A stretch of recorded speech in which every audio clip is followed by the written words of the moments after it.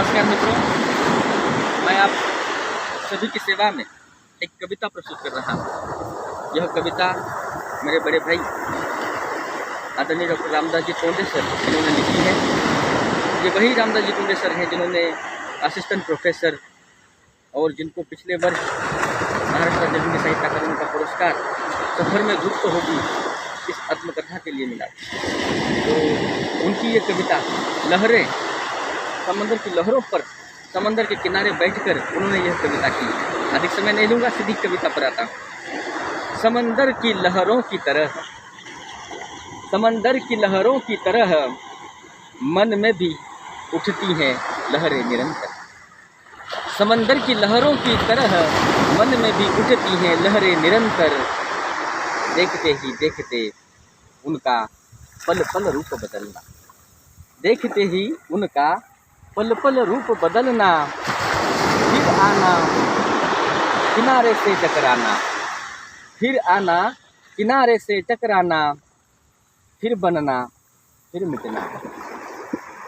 पल पल उनका रूप बदलना, फिर आना किनारे से टकराना, फिर बनना फिर मिटना और फिर बनना निरंतर निरंतर निरंतर। एक नित नई लहर, एक नित नई लहर पल खाती आती है सुंदर युवती की तरह। एक नित नई लहर पल खाती आती है सुंदर युवती की तरह किनारे की ओर। वाह क्या सुंदर, अप्रतिम। किनारे की ओर मन करता है आगोश में भर लूं, मन करता है आगोश में भर लूं, थोड़ी देर ही क्यों ना। मन करता है आगोश में भर लूं, थोड़ी देर ही क्यों नहीं, मगर उससे प्यार कर लूं। वाह, थोड़ी देर ही क्यों ना सही, मगर उससे प्यार कर लूं। लेकिन हाय किनारे से टकरा कर, लेकिन हाय किनारे से टकरा कर फिर उसका वापस जाना। किनारे से टकरा कर फिर उसका वापस जाना, फिर नया रूप लेकर वापस आ जाना, फिर नया रूप लेकर वापस आ जाना। मन को लुभाना, इस मन को लुभाना, फिर चले जाना।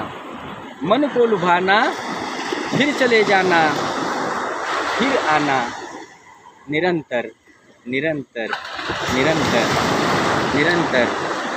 समंदर की लहरों की तरह, समंदर की लहरों की तरह मन में भी उठती हुई लहरें निरंतर निरंतर निरंतर। क्या बात है, बहुत ही एक अलग अंदाज में आपने पेश किया डॉक्टर कंदलाल जी। और आपकी कविता मुझे है लगता सर? है कि पहली बार उसको इस अंदाज में पेश किया गया 2005 में समुद्र किनारा है बांद्रा की ओर, वहाँ पर मैंने लिखी थी।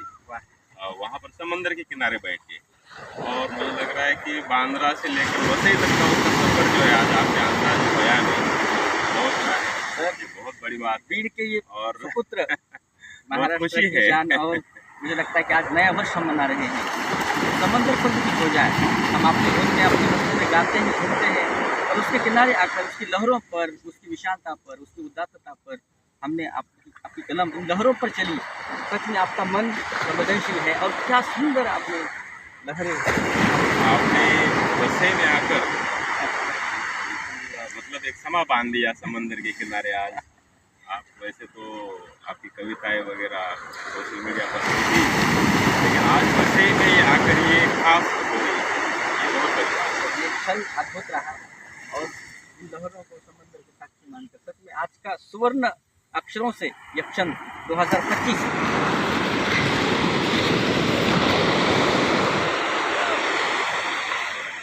तो आप सभी भारतवासियों को हम दोनों की ओर से नए वर्ष 2025 की हार्दिक शुभकामनाएं।